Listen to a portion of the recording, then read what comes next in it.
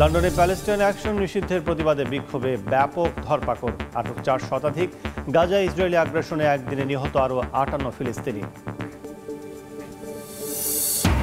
Satellite চিত্রে ইসরায়েলের নতুন পারমাণবিক অবকাঠামো, মিত্রদের অস্ত্র ভাণ্ডারের সম্প্রসারণ নিয়ে পশ্চিমা নীরবতার তীব্র সমালোচনা ইরানের পররাষ্ট্রমন্ত্রী। মস্কোয় শান্তি আলোচনার প্রস্তাব নাকচ কিয়েভের, বৈঠক নিয়ে ট্রাম্পকে মিথ্যা আশ্বাস পুতিনের। অভিযোগ জেলেনস্কির, যুদ্ধ বন্ধে ব্যর্থতার দায় স্বীকার মার্কিন প্রেসিডেন্টের। শুল্ক নিয়ে টানাপড়েনের মধ্যেও নয়াদিল্লি ওয়াশিংটন ইতিবাচক সম্পর্কের দাবি মোদির। ট্রাম্পের নতুন নির্বাহী আদেশের মিত্রদের ট্যারিফ ছাড় দিলেও তালিকায় নেই ভারত। এবং অপরাধমুক্ত দেশ গড়ার বলি আওড়ালেও মোদির দলেই 40% মন্ত্রীর বিরুদ্ধে ফৌজদারি মামলা। বিজেপির 88 জনের বিরুদ্ধে খুন ও হত্যা চেষ্টার অভিযোগ, এডিআরের প্রতিবেদন।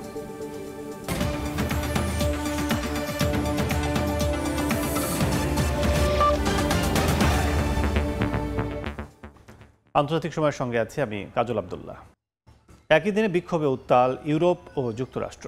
লন্ডনে প্যালেস্টাইন অ্যাকশন নিষিদ্ধের প্রতিবাদে রাজপথে নামেন হাজার হাজার মানুষ। এসব অন্তত 425 জনকে আটক করে পুলিশ।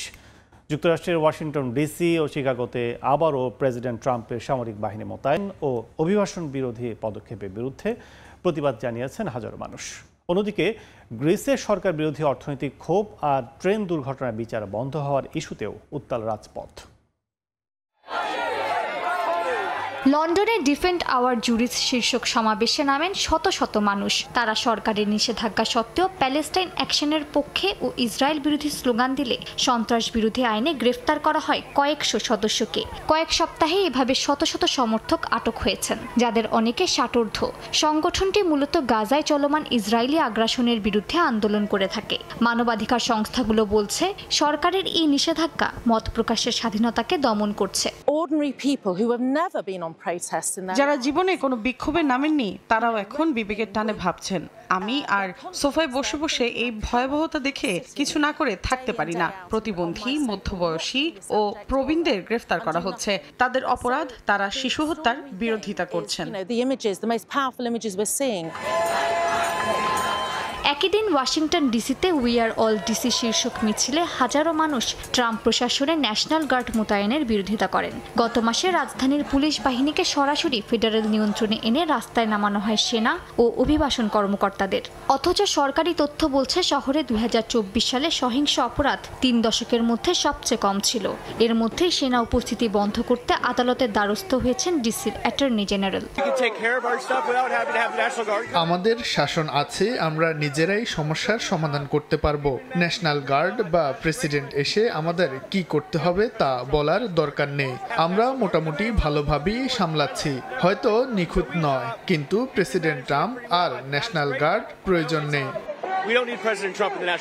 শিকাগোতে নৌঘাটির সামনে ট্রাম্পের অভিবাসী বিরোধী অভিযানের বিরুদ্ধে বিক্ষোভ করেন স্থানীয়রা। মার্কিন প্রেসিডেন্ট সামাজিক যোগাযোগ মাধ্যমে ব্যঙ্গাত্মক পোস্ট দিয়ে অভিবাসীদের বিরুদ্ধে অভিযানের ইঙ্গিত দেন, যা আতঙ্ক সৃষ্টি করেছে শহরে। এর মধ্যে মেক্সিকোর উৎসবগুলোতেও পড়েছে প্রভাব। কেউ কেউ বাতিল করছেন অনুষ্ঠান। গ্রিসের অ্যাথেন্সে পার্লামেন্টের বাইরে টেম্পি ট্রেন দুর্ঘটনার তদন্ত হঠাৎ বন্ধ হয়ে যাওয়ায় ক্ষুব্ধ পরিবারগুলো ন্যায় বিচার দাবি করেছেন। অন্যদিকে গ্রিসের থেসালোনিকিতে প্রধানমন্ত্রী মিৎসোটাকিস 160 কোটি ইউরোর কর সংস্কার পরিকল্পনা ঘোষণা করলেও শ্রমিক সংগঠনগুলো সরকার বিরোধী মিছিল করছে। সাম্প্রতিক জরিপে শাসক নিউ ডেমোক্রেসি পার্টির জনপ্রিয়তা নেমে এসেছে অর্ধেকের নিচে। মালিহা সুহুরওয়ার্দী, সময় সংবাদ। গাজা ইসরায়েলি আগ্রাসনে উপত্যকাটির প্রায় 90% এলাকা ধ্বংসস্তূপে পরিণত হয়েছে। নিশ্চিহ্ন হয়ে গেছে প্রায় 2700 পরিবার। গত একদিনে গাজায় ইসরায়েলি হামলায় নিহত হয়েছেন আরও 58 জন ফিলিস্তিনি। হামলা বন্ধে হামাসের সঙ্গে গঠনমূলক আলোচনা চালিয়ে যাচ্ছে বলে দাবি করেছেন মার্কিন প্রেসিডেন্ট ডোনাল্ড ট্রাম্প। নতুন আগ্রাসনের অংশ হিসেবে গাজা সিটির একের পর এক টাওয়ার ব্লক ধ্বংস করছে ইসরায়েলি সেনারা। মুস্তাহা টাওয়ারের পর স্থানীয় সময় শনিবার উড়িয়ে দেওয়া হয়েছে আল সুসি আবাসিক টাওয়ার। আর এই ভিডিও সামাজিক মাধ্যমে প্রকাশ করে ইসরায়েলের প্রতিরক্ষা মন্ত্রী কাটস এই ধ্বংসাত্মক কার্যক্রম চালিয়ে যাওয়ার হুঁশিয়ারি দেন। তেল আবিবের দাবি, ভবনগুলো হামাসের নজরদারির কাজে ব্যবহৃত হচ্ছিল, যদিও তারা কোনো প্রমাণ দেখাতে পারেনি। গুড়িয়ে দেয়া ভবনের ধ্বংসস্তূপের ইট পাথরে ফিলিস্তিনিদের রক্তের দাগ। সেই ধ্বংসস্তূপ সরিয়ে স্বজনরা খুঁজে বেড়াচ্ছেন প্রিয়জনদের। শনিবারও উপত্যকাটিতে ইসরায়েলি বাহিনীর হামলায় বেশ কয়েকজন ফিলিস্তিনি নিহত হয়েছেন। এর মধ্যে অনেকেই ত্রাণের লাইনে দাঁড়িয়ে থাকা ক্ষুধার্ত ফিলিস্তিনি ছিলেন। গাজার স্বরাষ্ট্র মন্ত্রণালয় ইসরায়েলের তথাকথিত সেফ জোন বা নিরাপদ অঞ্চলের ফাঁদে পা না দেওয়ার বিষয়ে সতর্ক করেছে। জানানো হয় পরিবারগুলোকে জোরপূর্বক উচ্ছেদ করে এই সেফ জোনে আনা হয়, পরে আবার সেই নিরাপদ এলাকাগুলো বারবার বোমায় বিধ্বস্ত হয়েছে। 2 বছরেরও বেশি সময় ধরে চলা ইসরায়েলি বোমা বর্ষণে গাজার প্রায় 90% কাঠামো ধ্বংস হয়ে গেছে। ক্ষতির পরিমাণ দাঁড়িয়েছে $6,800 কোটি। ধ্বংস হয়েছে 38টি হাসপাতাল, 833টি মসজিদ এবং 1.5 শতাধিক শিক্ষা প্রতিষ্ঠান। ফিলিস্তিনের অবরুদ্ধ গাজা উপত্যকায় ইসরায়েলের গণহত্যায় এখন পর্যন্ত 2700টি পরিবার নিশ্চিহ্ন হয়ে গেছে, অর্থাৎ এসব পরিবারের কেউই বেঁচে নেই। শিশু মৃত্যুর চিত্র ভয়াবহ। সেভ দ্য চিলড্রেনের হিসাবে প্রায় 23 মাস ধরে প্রতি ঘন্টায় অন্তত এক শিশু নিহত হয়েছে। ইউনিসেফ জানায় শুধু আগস্টেই 15,000-এর বেশি শিশু অপুষ্টিতে ভুগছে। এমন পরিস্থিতিতে মার্কিন প্রেসিডেন্ট ডোনাল্ড ট্রাম্প জানিয়েছেন ওয়াশিংটন হামাসের সঙ্গে গঠনমূলক আলোচনা চালিয়ে যাচ্ছে। তিনি দাবি করেছেন হামাসের কাছে থাকা জীবিত জিম্মিদের সংখ্যা হয়তো আরও কমে গেছে। তিনি সতর্ক করে বলেন জিম্মিদের মুক্তি না দিলে পরিস্থিতি হবে ভয়াবহ ও অস্থির। মালিহা সুহরওয়ার্দী, সময় সংবাদ। এবার স্যাটেলাইট চিত্রে ধরা পড়েছে ইসরায়েলের নতুন পারমাণবিক অবকাঠামো। ইরানের পররাষ্ট্রমন্ত্রী আব্বাস আরাকচি বলেছেন পারমাণবিক বিস্তার নিয়ে পশ্চিমা আতঙ্ক আসলে ফাঁকা বুলি ছাড়া কিছুই নয়। ইসরায়েলের অস্ত্র ভাণ্ডারের সম্প্রসারণ নিয়ে পশ্চিমা নীরবতার তীব্র সমালোচনা করেন তিনি। একদিকে যখন ইরানের পরমাণু কর্মসূচির জেরে দেশটির ওপর নিষেধাজ্ঞা পুনর্বহালে মরিয়া জার্মানি, ফ্রান্স ও যুক্তরাজ্য, অন্যদিকে তখন স্যাটেলাইট চিত্রে ধরা পড়েছে ইসরায়েলের নতুন পারমাণবিক অবকাঠামো। এতে চটেছেন ইরানের পররাষ্ট্রমন্ত্রী আব্বাস আরাকচি। সামাজিক যোগাযোগ মাধ্যমের এক পোস্টে তিনি অভিযোগ করে লেখেন, পশ্চিমাদের কাছে আসল উদ্বেগ কোনো দেশের শান্তিপূর্ণ পারমাণবিক কর্মসূচি নয়, বরং কে বৈজ্ঞানিকভাবে এগোচ্ছে সেটি। গণহত্যার মিত্র ইসরায়েলের পরমাণু অস্ত্র ভাণ্ডারের সম্প্রসারণ নিয়ে পশ্চিমা নীরবতা তাদের অস্ত্র বিস্তার রোধ অবস্থানকে সম্পূর্ণ অবিশ্বাস্য করে তুলেছে বলেও জানান তিনি। সম্প্রতি স্যাটেলাইট চিত্রে ইসরায়েলের দিমোনা শহরের কাছে Simon Perez Negev nuclear research সেন্টারে বিশাল নতুন অবকাঠামো নির্মাণ ধরা পড়েছে। 7 জন আন্তর্জাতিক বিশেষজ্ঞের মূল্যায়নে নিশ্চিত হওয়া গেছে কাজটি ইসরায়েলের পরমাণু কর্মসূচির সঙ্গে সরাসরি যুক্ত। কেউ এটিকে নতুন হেভি ওয়াটার রিয়্যাক্ট বলে মনে করছেন, আবার কেউ বলছেন এটি অস্ত্র সংযোজন কারখানা হতে পারে। তবে এ বিষয়ে এখনও কোনো প্রতিক্রিয়া জানায়নি তেল আবিব। এ অবস্থায় তেহরানের পারমাণবিক কর্মসূচি নিয়ে আলোচনায় জাতিসংঘ নিরাপত্তা পরিষদকে কূটনৈতিক প্রচেষ্টা চালিয়ে যাওয়ার আহ্বান জানিয়েছেন ইরানের পররাষ্ট্রমন্ত্রী আব্বাস আরাকচি। পাশাপাশি ইউরোপের বেআইনি পদক্ষেপ বন্ধের দাবি জানান তিনি। গ্রিস, স্লোভেনিয়া ও পশ্চিম আফ্রিকার দেশ সিয়েরা লিওনের পররাষ্ট্রমন্ত্রীদের সঙ্গে ফোন আলাপে আরাকচি বলেন, ইরান কূটনীতির পথেই অটল রয়েছে এবং শান্তিপূর্ণ নিয়ে সমস্যার সমাধান কেবল আলোচনার মাধ্যমেই সম্ভব। এ সময় 3 দেশই কূটনৈতিক সমাধানের পক্ষে আহ্বান জানায়। মৌসুমী সাথী, সময় সংবাদ। ইউক্রেন যুদ্ধ বন্ধে নিজের ব্যর্থতা স্বীকার করেছেন মার্কিন প্রেসিডেন্ট ডোনাল্ড ট্রাম্প। বলেন রুশ প্রেসিডেন্ট ভ্লাদিমির পুতিনের সঙ্গে ঘনিষ্ঠ সম্পর্ক থাকা সত্ত্বেও যুদ্ধ বন্ধে রাজি করানো যায়নি তাকে। এদিকে মস্কোয় শান্তি আলোচনায় বসতে রুশ প্রেসিডেন্টের প্রস্তাব সরাসরি নাকচ করে দিয়েছেন ইউক্রেনের প্রেসিডেন্ট ভলোদিমির জেলেনস্কি। যতদিন যুদ্ধ চলবে ততদিন মস্কোতে না যাওয়ার ঘোষণা দিয়েছেন তিনি। যত দিন গড়াচ্ছে ততই জটিল হচ্ছে ইউক্রেন রাশিয়ার যুদ্ধের সমীকরণ। মার্কিন প্রেসিডেন্ট ডোনাল্ড ট্রাম্পের সঙ্গে রুশ প্রেসিডেন্ট ভ্লাদিমির পুতিন ও ইউক্রেনের প্রেসিডেন্ট ভলোদিমির জেলেনস্কির আলাদা বৈঠকের পরেও আসেনি কোনো উল্লেখযোগ্য সমাধান।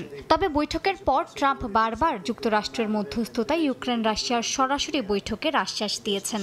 এমনকি কিছুদিন আগে রুশ প্রেসিডেন্ট শান্তি আলোচনার জন্য ইউক্রেনের প্রেসিডেন্ট ভলোদিমির জেলেনস্কিকে মস্কোয় আমন্ত্রণ জানান। তবে এবার সেই প্রস্তাব সরাসরি নাকচ করে দিয়েছেন জেলেনস্কি। বলেন যতদিন তার দেশে ক্ষেপণাস্ত্রের হামলা চলবে ততদিন তিনি কোনোভাবেই মস্কো সফরে যাবেন না। একই সঙ্গে পুতিন শান্তি আলোচনার নামে ট্রাম্পকে মিথ্যা আশ্বাস দিয়ে খেলা করছেন বলেও অভিযোগ করেন তিনি। রুশ জ্বালানি অবকাঠামোতে হামলা অব্যাহত রাখার ঘোষণা দিয়েছেন জেলেনস্কি। এদিকে রাশিয়া ইউক্রেন যুদ্ধ সমাধানে নিজের ব্যর্থতা স্বীকার করেছেন মার্কিন প্রেসিডেন্ট ডোনাল্ড ট্রাম্প। সম্পর্কের ঘনিষ্ঠতা থাকা সত্ত্বেও পুতিনকে রাজি করানো যায়নি বলে জানিয়েছেন তিনি। এটিকে বলেছেন তার সময়কার সবচেয়ে কঠিন সংঘাত। ট্রাম্পের দাবি অন্য বৈশ্বিক সংকট তিনি সমাধান করতে পেরেছেন, কিন্তু রাশিয়া ইউক্রেন যুদ্ধ আলাদা চ্যালেঞ্জ তৈরি করেছে। ইউক্রেনের প্রতিরক্ষা বিভাগ দাবি করেছে পক্রোভস্ক এলাকায় সাম্প্রতিক সপ্তাহগুলোতে রাশিয়া কৌশল বদলেছে।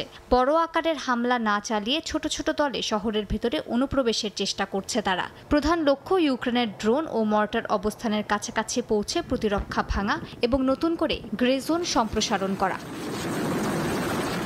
ইউক্রেনীয় গোয়েন্দা সংস্থা জানিয়েছে বর্তমানে প্রায় 7 লাখ রুশ সেনা ইউক্রেনে অবস্থান করছে, যার বড় অংশ দোনেৎস্কে মোতায়েন। এই শক্তি বৃদ্ধিতে উত্তর কোরীয় সেনার যোগানও গুরুত্ব পাচ্ছে বলে দাবি তাদের। শুধু সেনাই নয়, পিয়ংইয়ং গোলাবারুদ ও ব্যালিস্টিক ক্ষেপণাস্ত্র দিচ্ছে বলে দাবি কিয়েভের। ইউক্রেনীয় সূত্র জানিয়েছে বর্তমানে রুশ বাহিনীর 40 থেকে 60% গোলাবারুদ উত্তর কোরিয়ায় তৈরি। মালিহা সুহরওয়ার্দী, সময় সংবাদ। বিশ্ব রাজনীতির ওপর যুক্তরাষ্ট্রের একচ্ছত্র আধিপত্য কাটিয়ে এবার নেতৃত্বে আসছে চীন ও রাশিয়া। মার্কিন উপস্থিতি বিবর্জিত সাংহাই কোঅপারেশন অর্গানাইজেশনের সম্মেলনে চীন এমন বার্তাই দিতে চাইছে বলে ধারণা বিশ্লেষকদের। এমনকি ক্ষমতার কেন্দ্রবিন্দু এখন যুক্তরাষ্ট্র থেকে সরে গিয়ে রাশিয়া ও চীনের ওপর এসে স্থির হতে চলেছে বলে মনে করছেন তারা।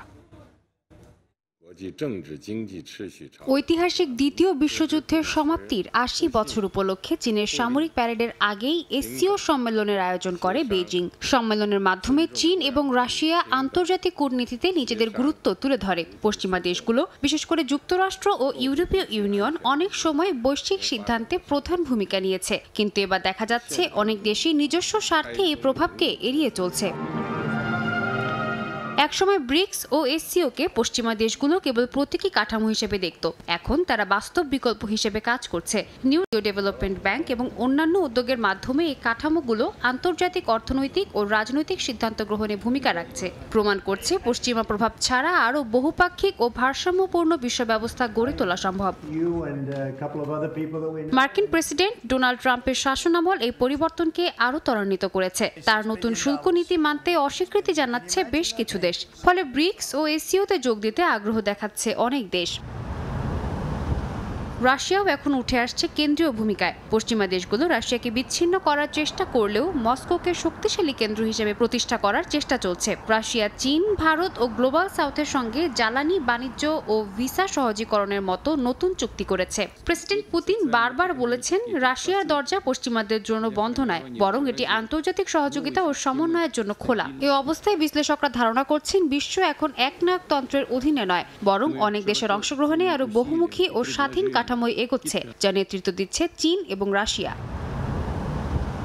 সাদিয়া তাসনিম, সময় সংবাদ।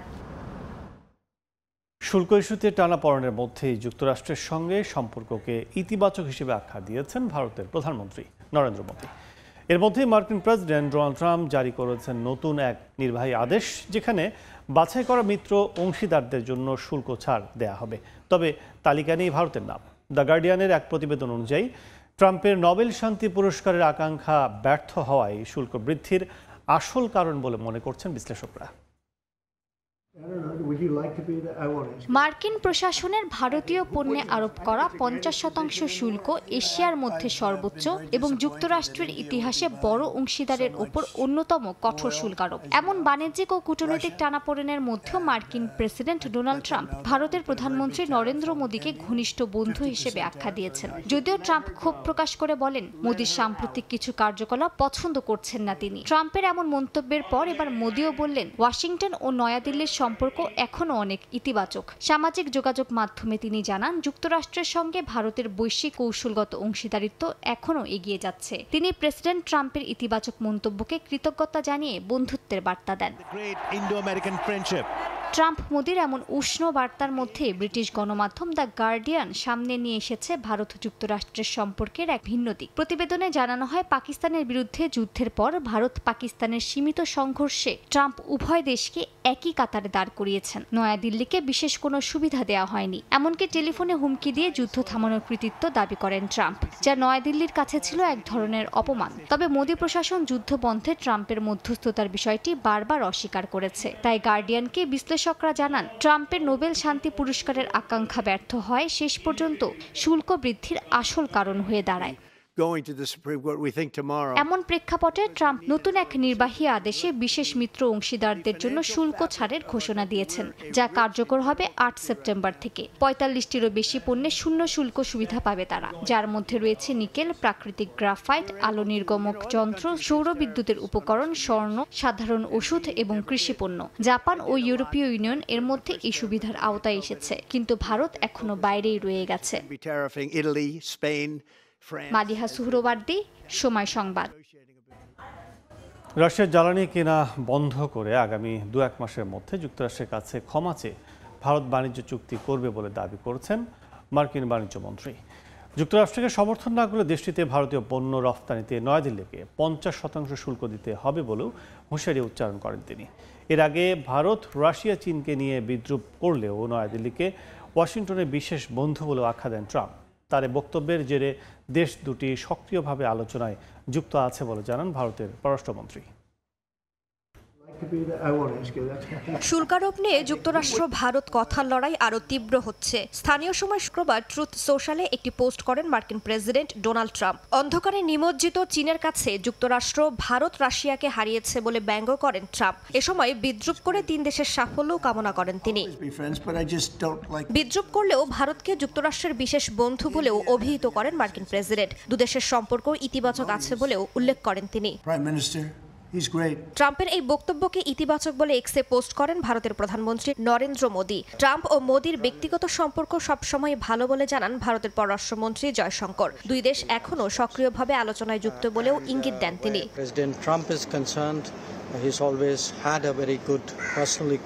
এদিকে উল্টো সুর শোনা যায় মার্কিন বাণিজ্য মন্ত্রী হাওয়ার্ড লুটনিকের কণ্ঠে। শনিবার সংবাদ মাধ্যম ব্লুমবার্গকে দেয়া এক সাক্ষাৎকারে তিনি দাবি করেন, ভারত আগামী ১-২ মাসের মধ্যে যুক্তরাষ্ট্রের কাছে ক্ষমা চেয়ে বাণিজ্য চুক্তি করবে। যুক্তরাষ্ট্রকে সমর্থন না করলে দেশটিতে ভারতীয় পণ্য রফতানিতে ৫০% শুল্ক দিতে হবে বলে নয়াদিল্লির প্রতি হুঁশিয়ারি উচ্চারণ করেন বাণিজ্য মন্ত্রী। ভারত, চীন, রাশিয়াকে নিয়ে ট্রাম্পের বিদ্রূপের পরই নয়াদিল্লি নিয়ে এ মন্তব্য করেন বাণিজ্য মন্ত্রী। রাইসা জান্নাত, সময় সংবাদ। জাতিসংঘের সাধারণ পরিষদের অধিবেশনে যোগ দেবেন না ভারতের প্রধানমন্ত্রী নরেন্দ্র মোদী। তার পরিবর্তে প্রতিনিধিত্ব করবেন পররাষ্ট্রমন্ত্রী এস জয়শঙ্কর। শুক্রবার প্রকাশিত সংশোধিত প্রাথমিক বক্তাদের তালিকায় এ তথ্য দেওয়া হয়েছে। আগামী ৯ সেপ্টেম্বর যুক্তরাষ্ট্রে আনুষ্ঠানিকভাবে শুরু হতে যাচ্ছে জাতিসংঘের সাধারণ পরিষদের ৮০তম অধিবেশন। তবে উচ্চ পর্যায়ে সাধারণ বিতর্ক চলবে ২৩ থেকে ২৯ সেপ্টেম্বর পর্যন্ত। প্রচলিত নিয়ম অনুযায়ী প্রথম বক্তা থাকবেন ব্রাজিল থেকে, এরপর বক্তব্য রাখবেন মার্কিন প্রেসিডেন্ট ডোনাল্ড ট্রাম্প। সেখানে বক্তব্য রাখবেন না ভারতের প্রধানমন্ত্রী মোদী। তার পরিবর্তে ২৭ সেপ্টেম্বর সাধারণ বিতর্কে বক্তব্য রাখবেন পররাষ্ট্রমন্ত্রী এস জয়শঙ্কর।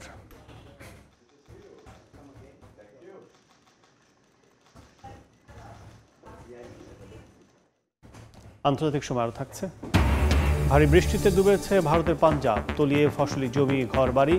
পাকিস্তানে বন্যায় আটকে পড়াদের উদ্ধারে সেনাবাহিনী। টাইফুন পিপাহের প্রভাবে বিপর্যস্ত জাপান।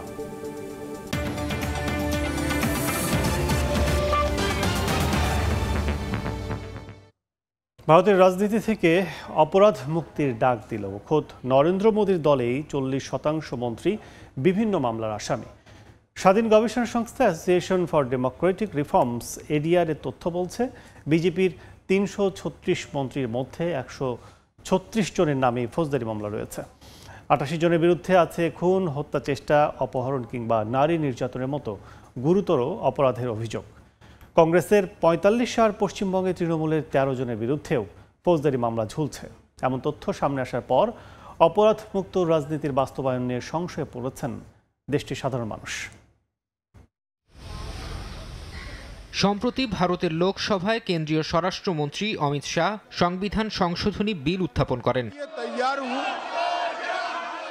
প্রস্তাবে বলা হয়, গুরুতর অপরাধে অভিযুক্ত হয়ে অন্তত ৩০ দিনের জন্য জেলে থাকলে প্রধানমন্ত্রী, মুখ্যমন্ত্রী বা অন্য কোনো মন্ত্রীকে পদ হারাতে হবে। সরকারের দাবি, প্রশাসনকে দুর্নীতিমুক্ত করা এবং জনগণের আস্থা বজায় রাখাই এর মূল লক্ষ্য। তবে স্বাধীন গবেষণা সংস্থা association for Democratic reforms ADR এর তথ্য বলছে, খোদ নরেন্দ্র মোদীর দলেই ৪০% মন্ত্রী বিভিন্ন মামলার আসামি।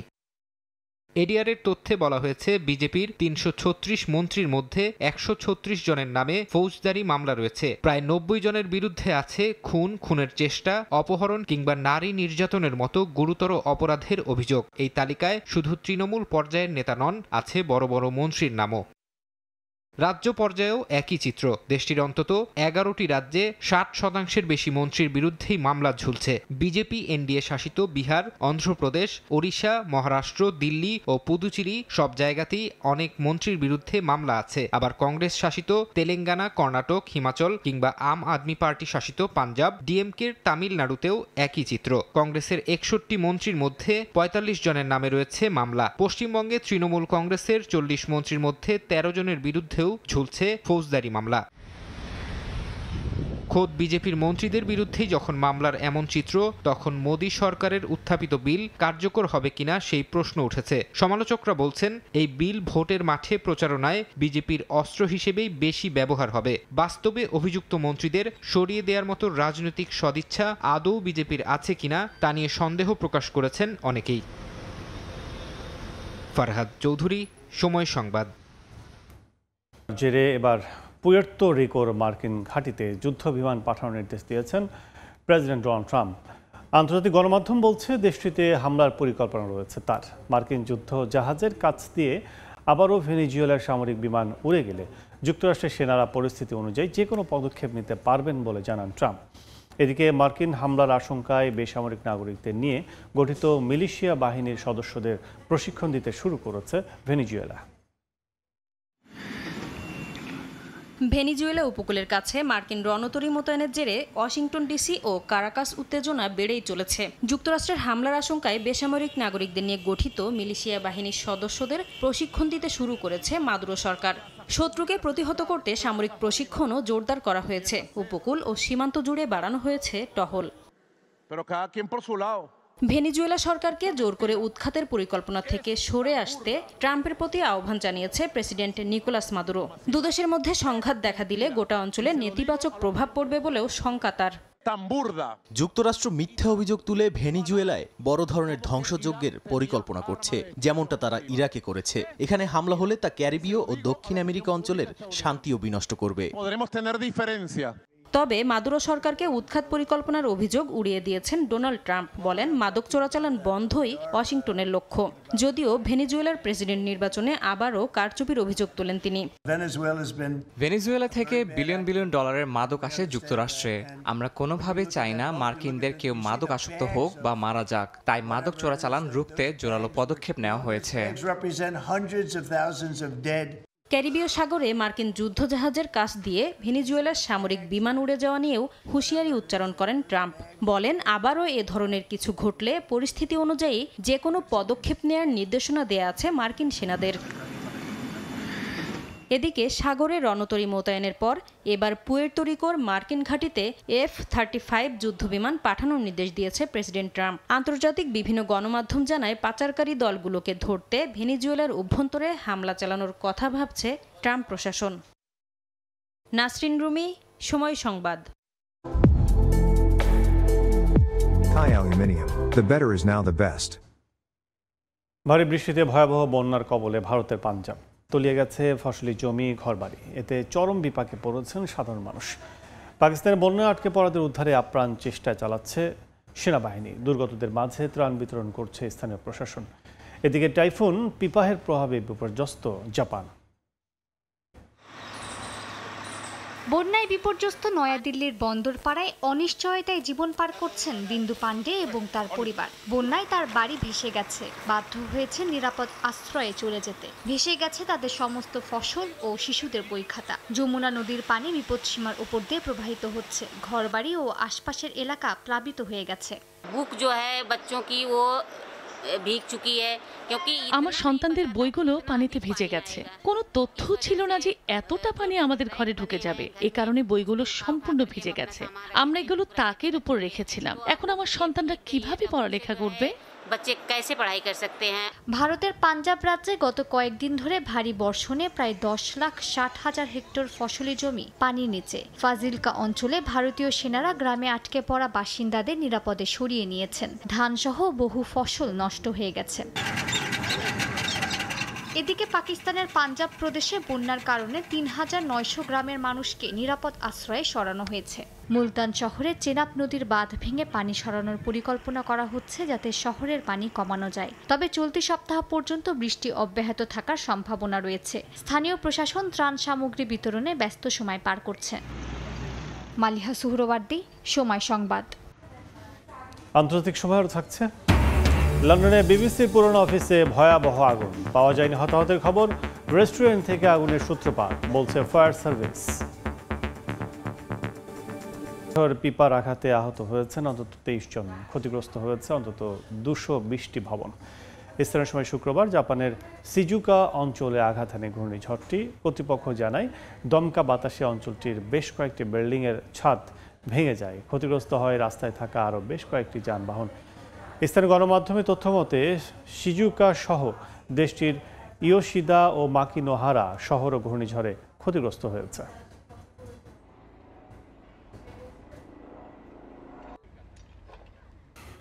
দেখছেন আন্তর্জাতিক সময়। লন্ডনের হোয়াইট সিটিতে বিবিসির পুরনো টেলিভিশন সেন্টারে ভয়াবহ অগ্নিকাণ্ড ঘটেছে। শনিবার ভোরে শুরু হওয়া আগুন নিয়ন্ত্রণে আনতে কাজ করেন শতাধিক দমকল কর্মী। দমকল বিভাগ জানায় 9তলা ভবনের রেস্তোরাঁ থেকে আগুনের সূত্রপাত হয়। ভোর 4:30টার দিকে ধোঁয়ায় ভরে যায় করিডোর। আতঙ্কে শিশুসহ পরিবারগুলো দ্রুত বের হয়ে আসে।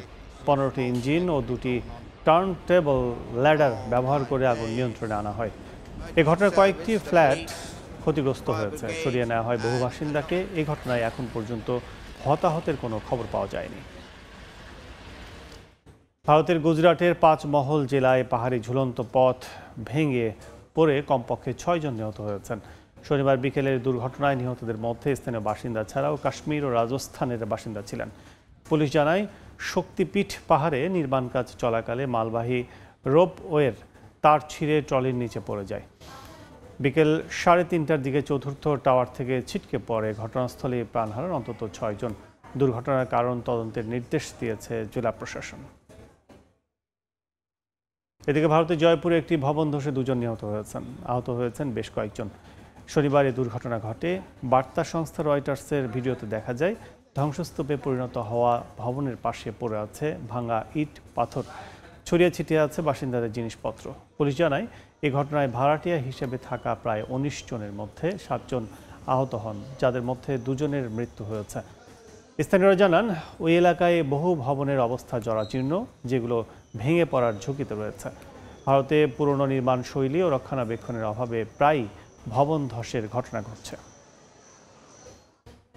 দক্ষিণ আমেরিকার দেশ পেরুতে একসঙ্গে অন্তত 13টি গাড়ির সংঘর্ষ হয়েছে। স্থানীয় সময় শুক্রবার সকালে দেশটির লিমা অঞ্চলে একটি মহাসড়কে এই ঘটনা ঘটে।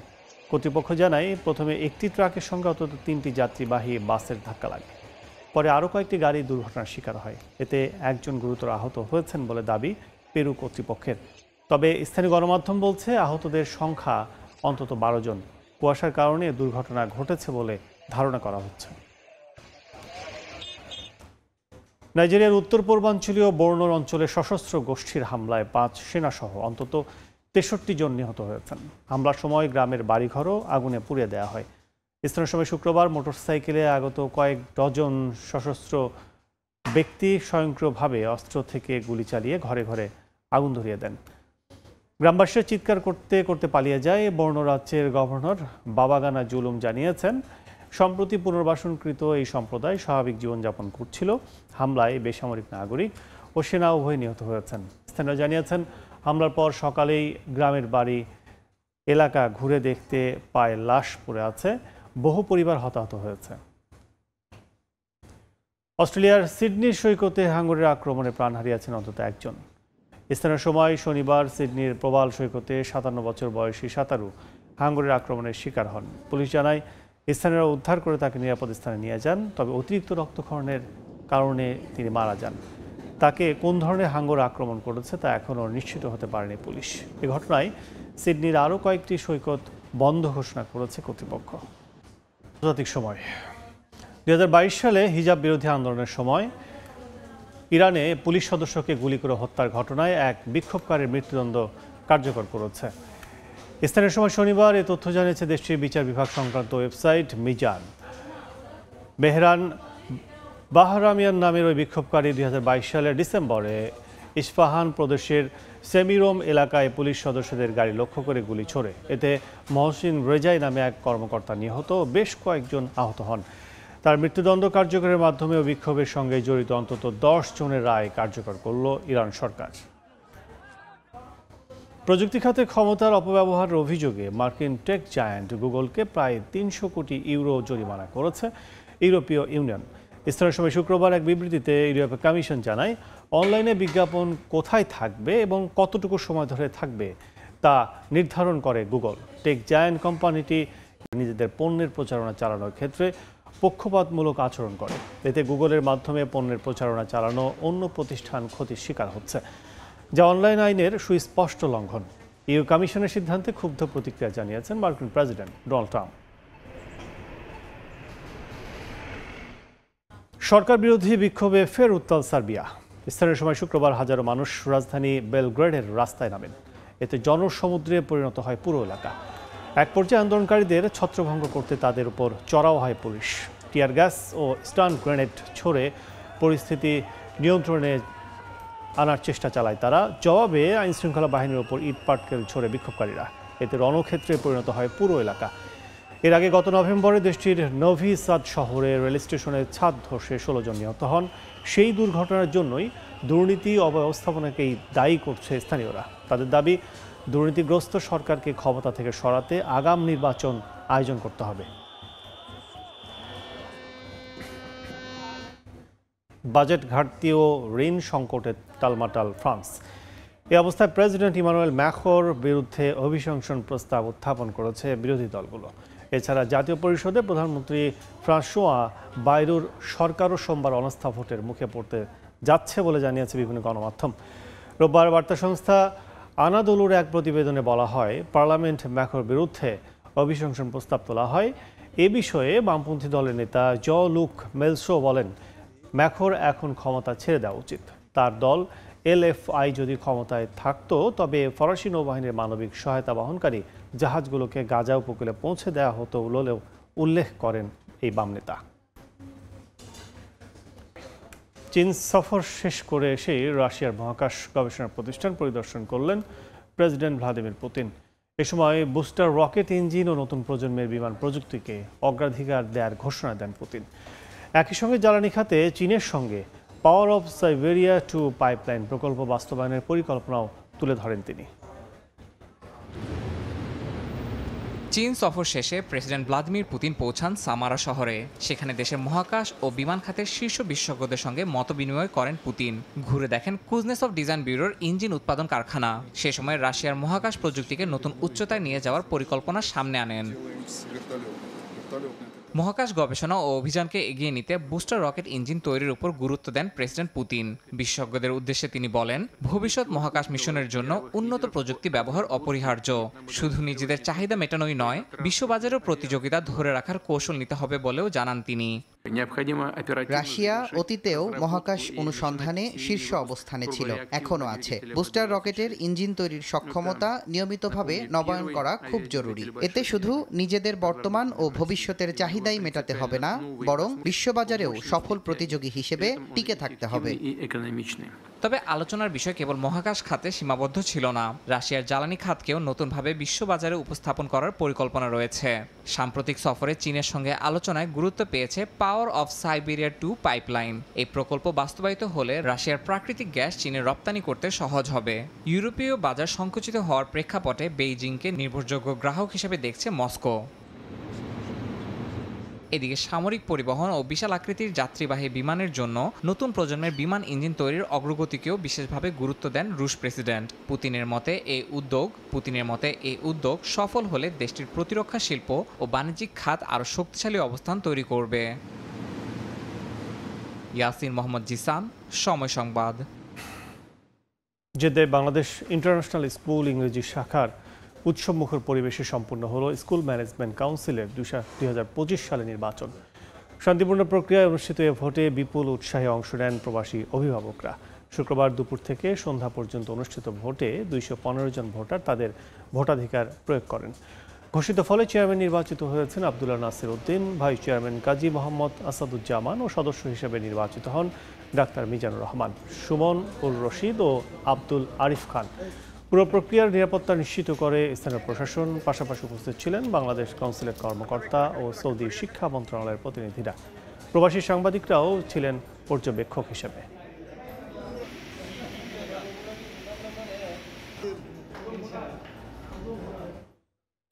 আন্তর্জাতিক সময় শীর্ষ সংবাদগুলো জানিয়ে দিচ্ছে আরেকবার।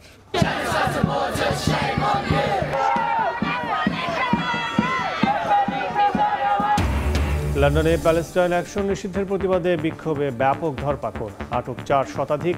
গাজায় ইসরায়েলি আগ্রাসনে একদিনে নিহত আরও 58 ফিলিস্তিনি। স্যাটেলাইট চিত্রে ইসরায়েলের নতুন পারমাণবিক অবকাঠামো, মিত্রদের অস্ত্র ভাণ্ডারের সম্প্রসারণ নিয়ে পশ্চিমা নীরবতার তীব্র সমালোচনা ইরানের পররাষ্ট্রমন্ত্রী। এবং মস্কোয় শান্তি আলোচনার প্রস্তাব নাকচ কিয়েভের, বৈঠক নিয়ে ট্রাম্পকে মিথ্যা আশ্বাস পুতিনের, অভিযোগ জেলেনস্কির, যুদ্ধ বন্ধে ব্যর্থতার দায় স্বীকার মার্কিন প্রেসিডেন্টের।